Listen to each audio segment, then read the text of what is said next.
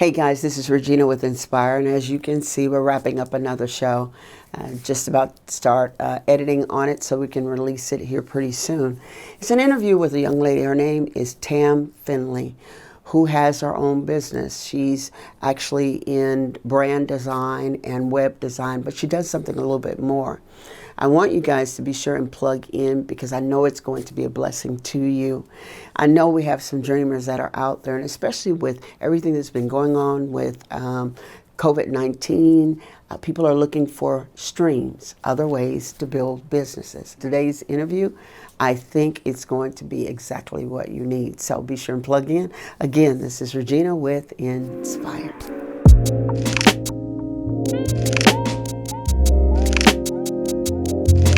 Hey guys, this is Regina with Nspire. I'm so glad to be here with you today. I have an incredible lady with incredible story, as always on Nspire.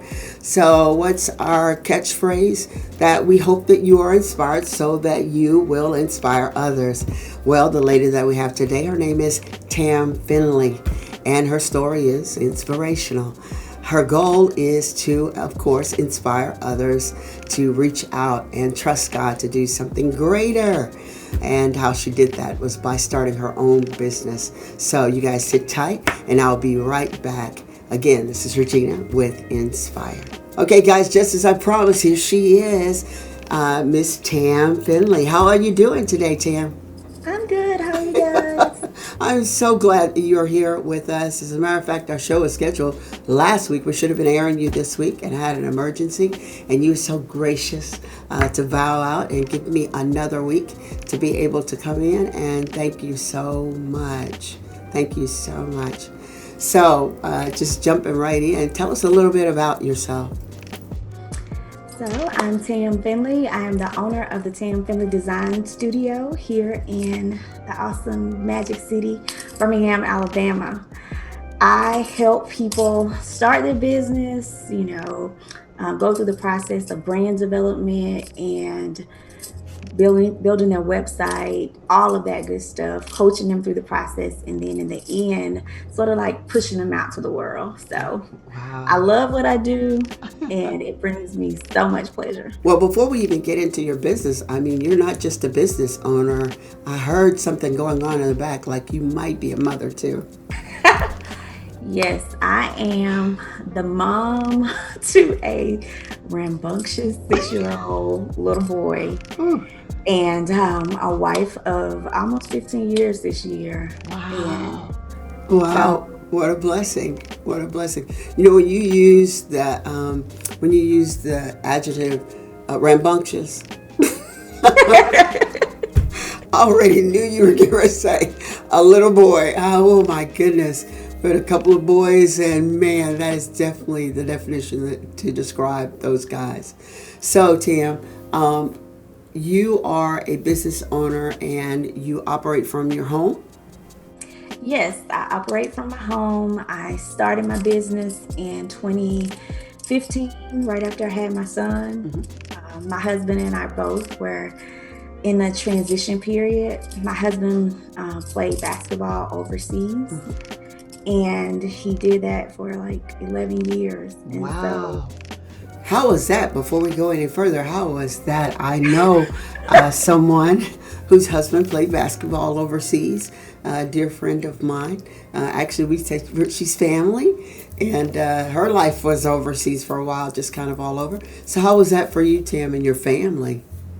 It was, since this was before my son, for me and my husband, Okay. it was an awesome experience. It was something that I never saw myself doing in life. Like I never, as a young girl, you don't say, well, I'm going to grow up and meet a guy and we're going to travel the world chasing basketball. So that was something totally different. I had the experience of living in like 9 different countries. Wow. And just soaking up the culture. Oh, that's amazing. And then I got pregnant and decided it was time to come home. It was time. It was time. It was definitely time. So you guys were overseas, you came back, and definitely life is different. He's not playing ball anymore. And were you just a housewife? And I don't mean just. Let me clarify that. because there is no such thing as being just a housewife or just a mom. So we're going to take that right back off the table. So you were a housewife only, or did you work while you were overseas? So while he didn't retire the first year when I came home, he still played for another year. So I came home and I guess I started a little jewelry business. That's what I did. In 2012, I started like a little jewelry boutique online. And I was like, okay, I can do this, and go back and forth. So that's the type of work I was doing. I also started a nonprofit. I was working in mentoring young girls. So I didn't get the luxury of just being at home because I'm one of those people, as you can tell, that always keeps my hand in a pot. Right. So I took the chance, during that time to mentor and start a smaller business, but nothing like what I'm doing now. Had you always desired to be an entrepreneur? No, I did not. I think being an entrepreneur for me, I always desired as a young person to be successful. But just the way I grew up in my upbringing, I saw that being corporate America, or being in a situation where I was running a company. My degree is in healthcare management. I have a minor in business. So I saw myself going into healthcare and running a hospital, that type of thing. Were there people in your family that were in the medical field that caused you to desire to be there? Because you did kind of do an about turn and go. So how did you decided to go in healthcare and then you whipped around and we're over here, and nothing's wrong with that. But what made you want that to be your major? And then here we are in business. Birmingham, a lot of people don't know, but Birmingham or Alabama is a big medical hub. The University of Alabama, Birmingham is here. So throughout my school years, I went often to the campus. I saw people, I interacted. So my first goal was, okay, I'm going to be a doctor. And I was working, towards that initially. And then I spent a summer before college at Clark, Atlanta. Yes. And yay, Clark. That opened me up to some different stuff. Yes, it did. And I said, well, maybe I don't really want to be a doctor, And once I got into my labs and things like that, I said, well, maybe I don't want to be a doctor. Maybe I want to do something else. So initially, I was a computer science major. Oh, wow. Because that's what I fell in love with at Clark, Atlanta. And then what brought me back to the healthcare side, once I came back to UAB, was my grandmother got sick. She's a diabetic. And the stress and the toll of going to the doctor, medicine, getting her medicine, all of those things, I started to pay attention. And I really got into the mindset of quality care. I had an on-campus job at a family practice center. And while I was there, I was able to sort of intern and see, the stress and the toll that it takes on people once the health starts to fail. Right. And if you don't have the right medical team and people around you, Correct. How much worse that can be. So I started to say to myself, like, that's what I want to do. I want to make it so that, medicine is affordable for everybody. Everybody that goes to the doctor has a really good experiance. Okay, hold up one second. It sounds like I'm sending you in another direction. Are you getting ready to go back to school? Really, you have a passion for this. And so, we'll talk about that at another time. Oh my goodness. I mean, I'm like over here like in awe because like I hear the passion in your heart about that. But yet and still now you're in business. I'm a woman of many passions. And I just attribute that to God. I think every situation that I've ever been in, He has sort of equipped me, in various areas and things. I'm knowledgeable, and all of that pours into what I do now.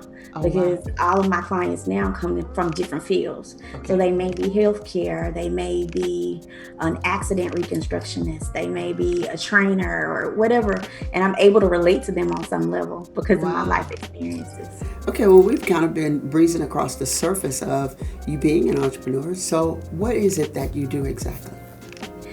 So I'm a web designer and brand stylist, meaning I design websites and I help people develop their brands from Okay, like nothing. you probably could have helped me with that sign. Is that what you're saying? Yeah, I can help you, but You're going to have to hook a sister up because, oh my goodness, my friend helped me with that sign. I'm telling you, she blessed me so.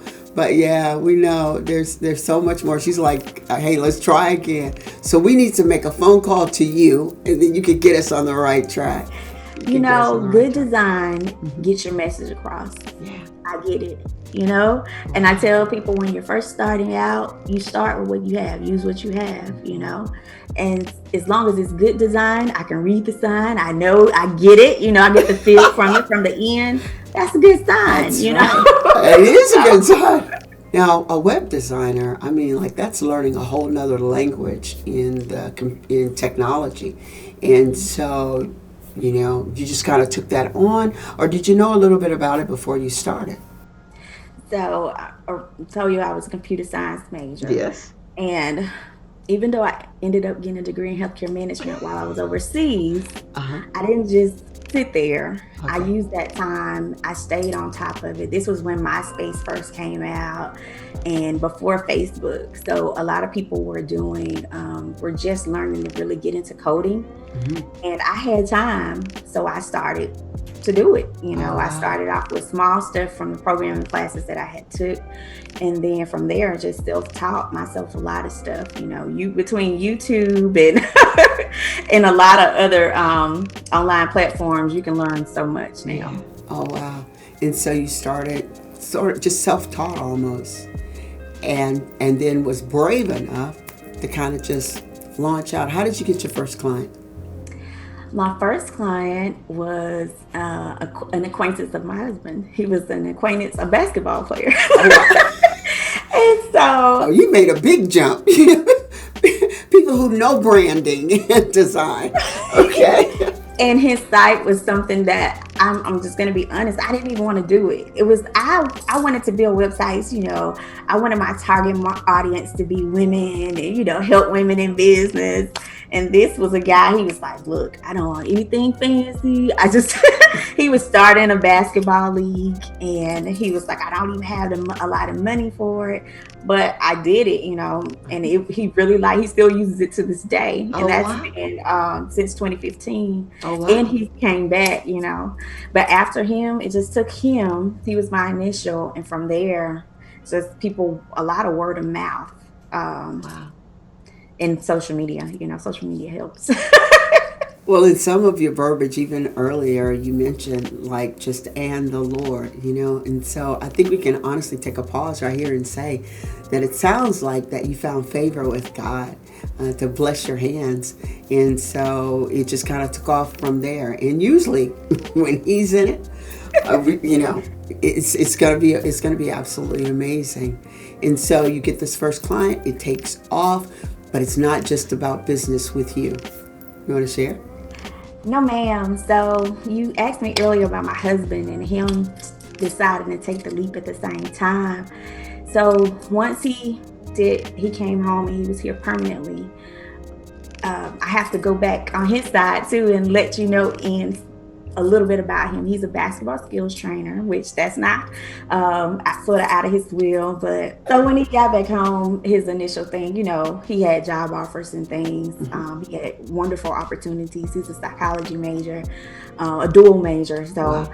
he had opportunities to go back and, get a 9 to 5. But we really wanted to be hands on with my son during his foundational years. We wanted to sort of frame his thinking and all that That's stuff. admirable. And So, God. yes, ma'am. Yeah. And so we were like, well, God has blessed us enough to be able to have this opportunity. So will we step out on faith and, start our own businesses, or will we just go get a job? Because a lot of times we feel like we have the control, And we was like, no, we're just gonna step out on faith and see where this goes. We were good stewards over our money, so we had set it up for like 3 years. We can see where our businesses go, and after 3 years, make the decision whether we'll swap it out. My husband has a friend that's a coach that was a coach at a local community college. Well, not community college, a local university. And he made the decision one night after people asking him for years to train their kids. Wow. He made the decision that he was going to do it. And he was like, I don't really want it. He was like, but I know it'll give me the freedom to be here. So I was like, okay, well, if you decide you want to do it, let me know. I'll build your website and we can go. You know? And so we got everything taken care of. We had actually already formed his LLC it's called One Finley Way. We had formed it to purchase houses. As a, as that be something. We formed it for that reason. You are an entrepreneur to the heart. I mean, like I'm over here like going. But we said we keep it general so we can do what we wanted to do, and it just worked out. He decided that night, and we told his friend that night over dinner. The next morning, his friend got a phone call that said, "Hey, I'm looking for somebody to train my son. Do you know anybody?" And he sent us the email. From that day, my husband has grew his clientele from it was 2 kids. He's trained over hundreds. We have an AAU team and everything. Oh, yeah. From that day forward. We're calling you guys like after the interview. That's when you know it's just God. And it was just him putting the opportunities in front of us. And us being bold enough in him to say, okay, what you got? Right. We're standing with the right one, so what you got? That's how we move forward. Wow. So his is to assist children. And so you started your business to do also something very special with your branding. What is it that you do? Not only just branding, but yes, the purpose, I guess. Yes, ma'am. I work with clients all over. I have had clients as far as Chicago. I'm working with somebody now in Kentucky. My clients, I love them because I don't always get to have them right in front of my face. But some of the best clients, I help them and hold their hands and walk them through the process of starting their business. One of my close friends, I'm so amazed at her. She's a therapist, and she was one of the first people that I started with. And we took her from therapist to owning her own one-person office. Wow. So now she's transitioned to a wellness center, and she has a staff of 6. Wow. So let's back up. We're talking about something beyond web design. You're talking about helping really give birth. Like you're midwiving other people's dreams. Yes, ma'am. That's what I call myself at times, a brand doula. Because I like to help people birth their dreams to life. And I know that that's my purpose. My purpose for me is to create.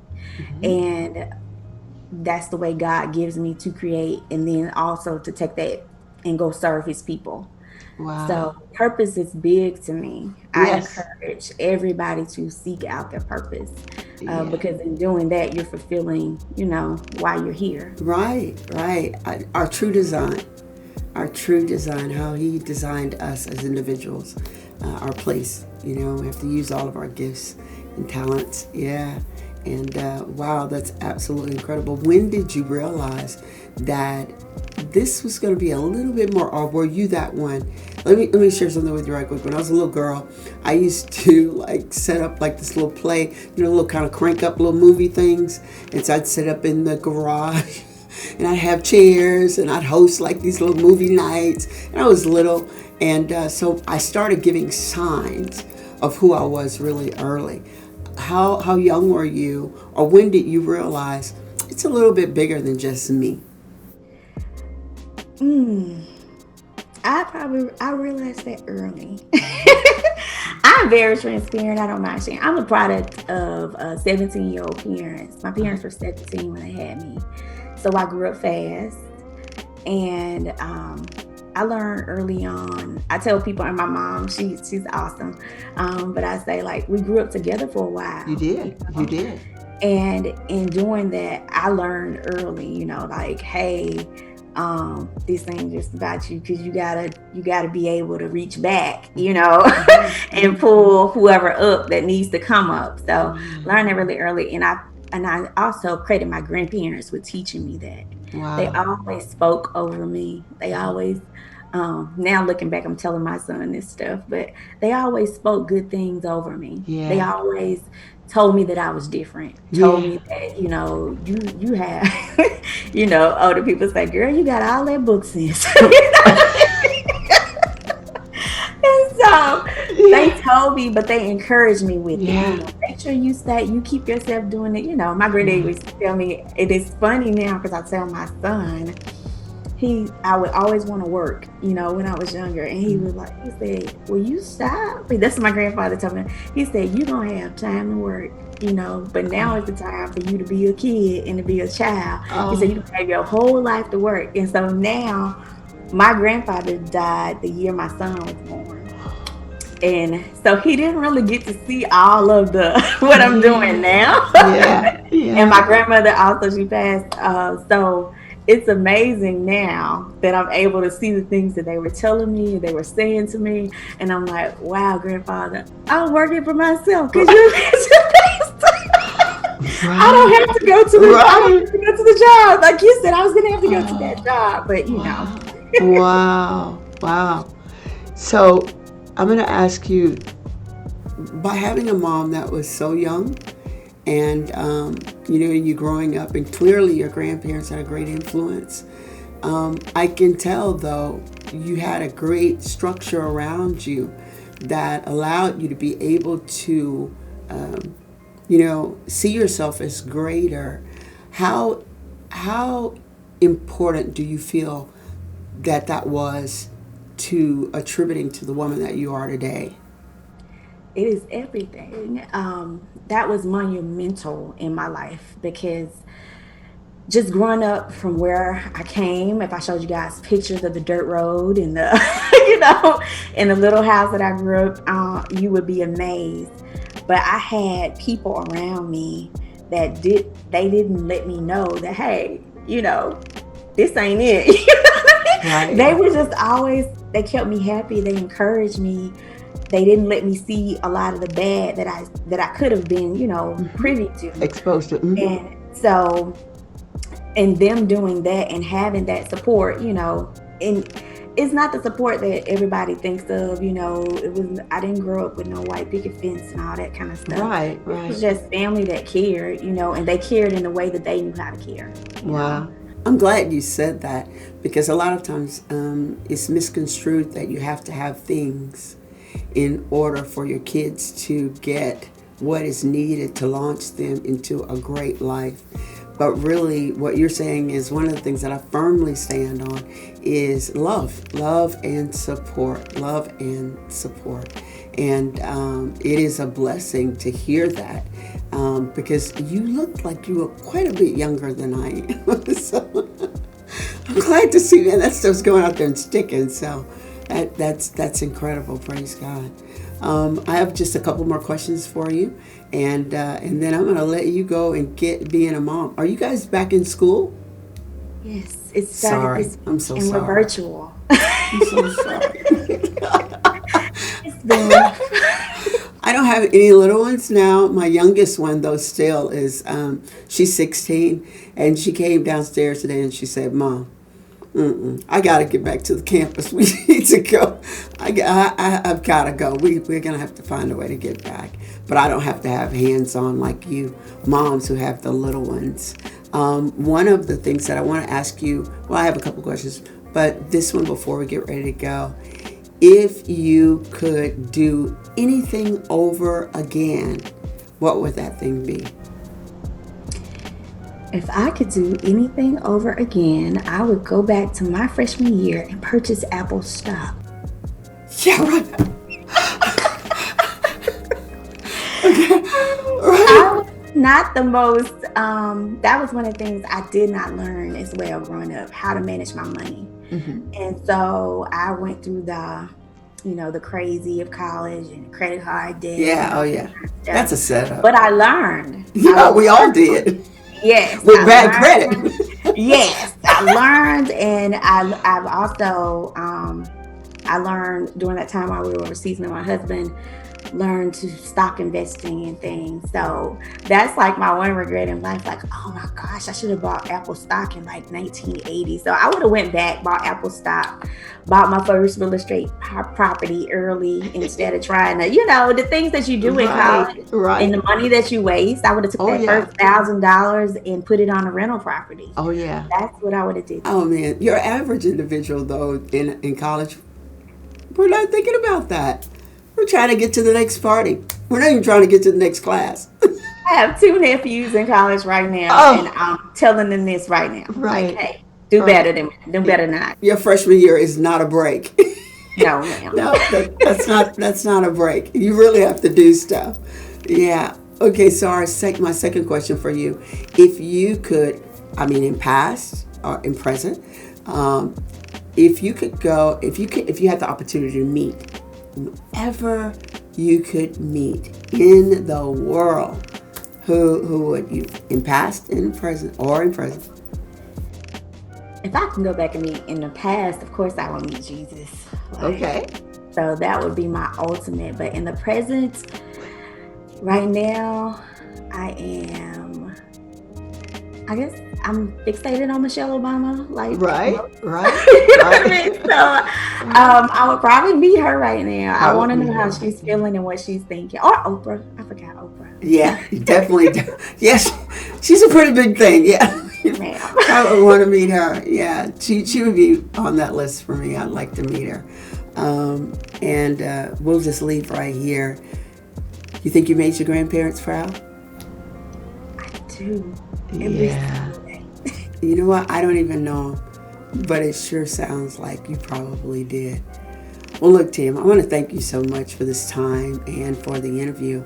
But most importantly, I want to thank you for doing what you do. I'm also one of those people who just love drawing out the dreams and visions in people. And so to hear someone doing that, it is exciting to me. There's so many people who don't know how to grab hold of their dreams. And so I'm glad that you are a dream chaser for other people, helping them to understand that all things are possible unto him who believes. Hey, look, guys, this is Regina. You've been watching Nspire with Tam Finley. Guys, be sure and plug in. And how can they keep up with what you're doing?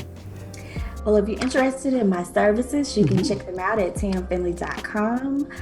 Follow me on Instagram at Tam Creates or on Facebook, Tam Finley Design Studio.